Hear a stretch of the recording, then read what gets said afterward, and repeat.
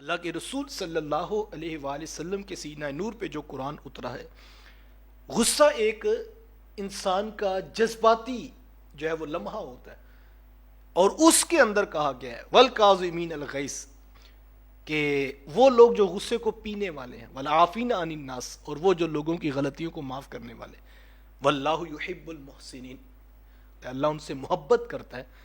اللہ ایسے نیکوکاروں سے، ایسی نیکی کرنے والوں سے محبت فرماتا ہے اللہ۔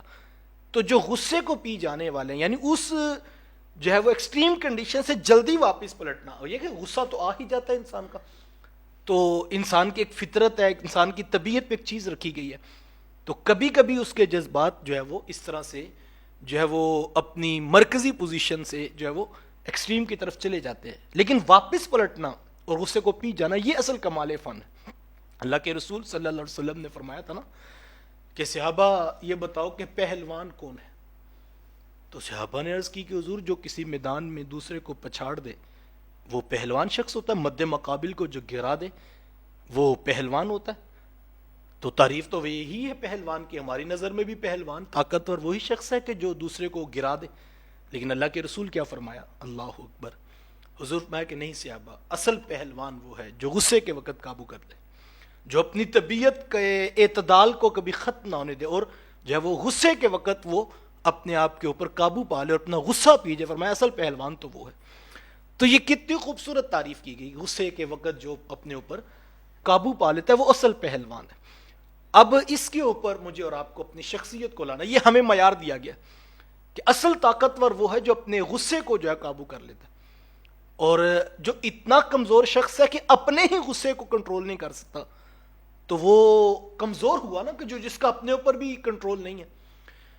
کسی محفل میں بیٹھا تھا، کسی نے ایک جملہ کہا، یہ 3 دن تک ڈسٹرب ہے، تو اتنا کمزور شخص ہے کہ ابھی تک اس ایک جملے کی آگ میں جلی جا رہا ہے اور اپنا غصہ جو ہے وہ نکال رہا ہے، اور گالیاں اور غلیظ جملے اور کسی کے بارے میں منفی سوچ لے کر 3 دن اس کے گزر گیا۔ وہ جملہ کہنے والا اٹھ کے چلا گیا محفل سے، اور یہ 3 دن ہو گئے اسی پہ غصہ نکالے جا رہا ہے۔ تو یہ کمزور شخص کی علامت ہے۔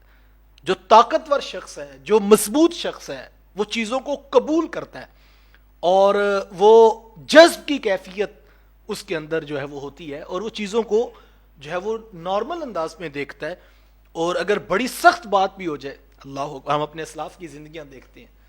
حضرت امام اعظم امام ابو حنیفہ علیہ رحمہ، جب ان کے والد کا انتقال ہو گیا، 1 دن گزرا تھا یا 2 دن گزرے تھے، ایک شخص جو ہے وہ بطور مزاح اور بطور شرارت اس نے امام اعظم ابو حنیفہ علیہ رحمہ گلی سے گزر رہے تھے، تو ان کو کہنے کا پتہ لگا تیرا باپ فوت ہو گیا ابو حنیفہ؟ کہا ہاں میرے والد کا انتقال ہو گیا۔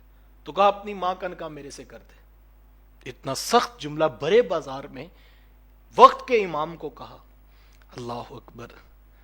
تو امام اعظم ابو حنیفہ علیہ رحمہ تحمل اور برداشت کے ساتھ اس کو شریعت کے مزاج کے مطابق جواب دیتے ہوئے فرمایا کہ میری والدہ جو ہے وہ ایک آزاد عورت ہے، اور آزاد عورت اپنے نفس میں اپنے فیصلے کا اختیار رکھتی ہے، اور جہاں تک آپ کے نکاح کے پیغام کی بات ہے تو وہ امانت ہے، میں اپنی والدہ تک پہنچا دوں گا۔ یہ بات کہہ کر میرے امام پلٹے تو وہ شخص غش کھا کے نیچے گر گیا۔ آپ واپس ہوئے کہ خیریت تو اس کو کیا ہوئے؟ گر گیا، دیکھا تو وہ شخص مر چکا تھا۔ تو امام ابو حنیفہ علیہ رحمہ فرمانے لگے نعمان کے صبر نے اس کی جان لے لی، برداشت نہ کر سکا، اتنا بڑا صبر امام اعظم ابو حنیفہ نے کہا یہ برداشت ہی نہیں کر سکا ہمارا جملہ، اور یہ تو کسی اور جو ہے وہ نشے میں آیا تھا کہ دیکھنا ابھی امام کا میں مذاق اڑاتا اور یہ بپھر جائیں گے اور نہ جانے کیا کچھ کہیں گے، لیکن کہا وہی زبان سے جو شریعت کا فتویٰ تھا، اور کہا کہ یہ شخص نعمان کا صبر برداشت نہ کر سکا اور یہ گر گیا۔ تو یہ ہے مزاج، اتنا حوصلہ۔ تو جو شخص طاقتور ہوتا ہے، مضبوط شخص جو ہوتا ہے، وہ بات کو برداشت کر لیتا ہے۔ ہمیں اس کے اوپر اپنی شخصیت کی تربیت کرنے کی ضرورت ہوتی ہے۔